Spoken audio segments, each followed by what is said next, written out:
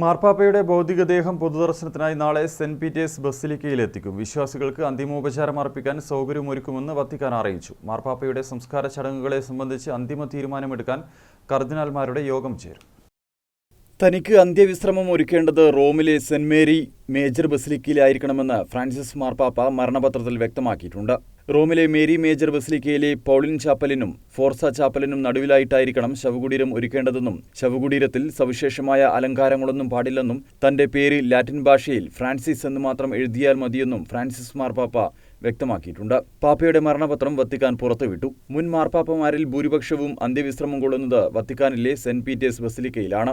ഇതിൽ നിന്ന് വ്യത്യസ്തമായാണ് തനിക്ക് അന്ത്യവിശ്രമം റോമിലെ സെന്റ് മേരി മേജർ ബസിലിക്കയിലായിരിക്കണമെന്ന് ഫ്രാൻസിസ് മാർപ്പാപ്പ വ്യക്തമാക്കിയിരിക്കുന്നത്. അതിനിടെ മാർപ്പാപ്പയുടെ മരണകാരണം വ്യക്തമാക്കി വത്തിക്കാൻ വാർത്താക്കുറിപ്പ് പുറത്തിറക്കി. ഹൃദയസ്തംഭനവും പക്ഷാഘാതവുമാണ് മരണത്തിലേക്ക് നയിച്ചതെന്ന് വത്തിക്കാൻ അറിയിച്ചു. വത്തിക്കാനിൽ കർദിനാൾമാർ യോഗം ചേർന്ന് സംസ്കാരമടക്കമുള്ള കാര്യങ്ങളിൽ തീരുമാനമെടുക്കും. നാളെ സെന്റ് പീറ്റേഴ്സ് ബസിലിക്കയിൽ പൊതുദർശനം നടക്കും.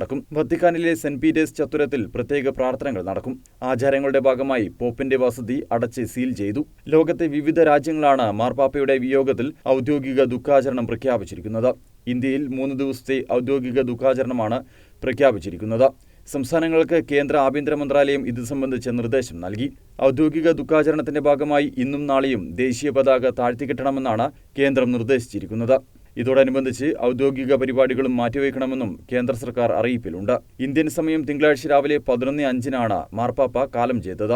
88 വയസ്സായിരുന്നു. ന്യൂമോണിയ ബാധിതനായി 38 ദിവസം ആശുപത്രിയിൽ കഴിഞ്ഞ അദ്ദേഹം കഴിഞ്ഞ മാസം 23 വസതിയിലേക്ക് തിരികെ എത്തിയത്.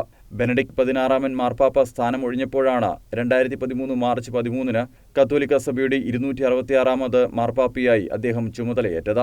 കത്തോലിക്ക സഭയെ നയിച്ച ആദ്യ ലാറ്റിൻ അമേരിക്കക്കാരനായിരുന്നു ഫ്രാൻസിസ് മാർപ്പാപ്പ. News desk Kannur vision.